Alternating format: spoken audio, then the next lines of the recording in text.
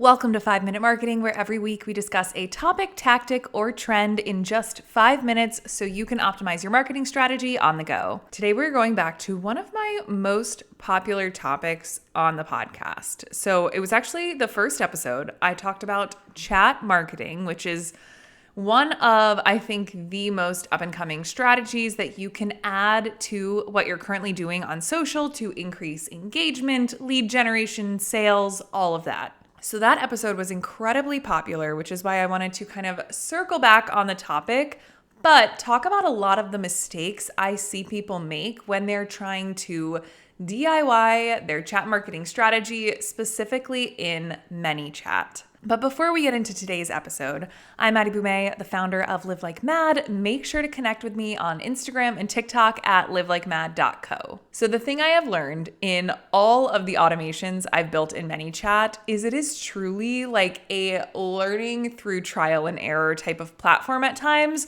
You can read as much as possible, but there's still going to be little snags here and there, right?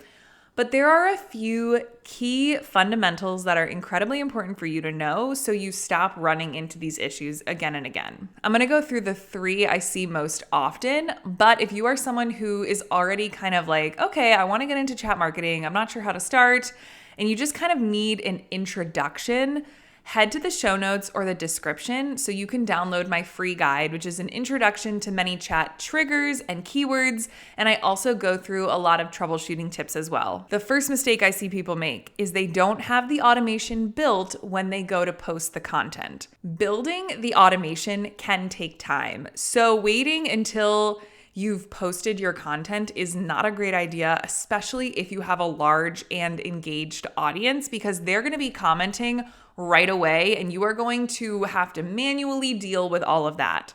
So what I suggest people do is create the automation, and when you're forced to attach it to a piece of content, just click a really old piece of content that no one is commenting on as like a placeholder, build the automation, set it live, and then go post that piece of content and link it. Otherwise, I'm telling you, it's gonna be a nightmare. So make sure you have the automation built before you go to post your piece of content, because it also allows you to test it ahead of time as opposed to in real time. The second mistake I see all the time is happening in DMs, and it's when people don't differentiate between is and contains. So when you have a trigger set up to send in automation when someone DMs you a specific word, you have to make sure you are choosing the parameter is and not contains. Say my trigger word is episode, and I choose the parameter contains.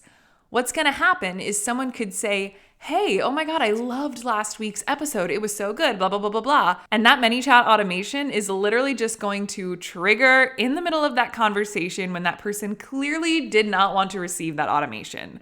But if I choose is, that automation is only going to fire when they send just the word episode. So make sure and double check, and honestly, triple check, that you have the correct thing selected, because you don't want a chatbot triggering out of nowhere. And finally, we have comment reply versus DM. So a lot of the times when someone builds an automation, they'll go to click set live and they receive this red message that's like, cannot continue, blah, blah, blah, blah, all of that. So what's happening here is there are different meta requirements for when someone DMs you to trigger an automation and when someone comments on a piece of content to trigger an automation. And there are different rules as to how you can communicate with those two types of triggers. So a lot of the times people are like, it's not working, or my automation isn't being set live. And what's happening is at the top of that first message, you need to distinguish between whether or not the message is send within a 24-hour window or send as a comment reply. I recognize that explaining ManyChat via a podcast or a YouTube video sometimes can feel a little bit confusing. So if you are new to ManyChat, chat marketing, I highly suggest you check out my free guide. So you can check all of that out in the description or the show notes below. That wraps up today's episode. If you enjoyed it, be sure to subscribe,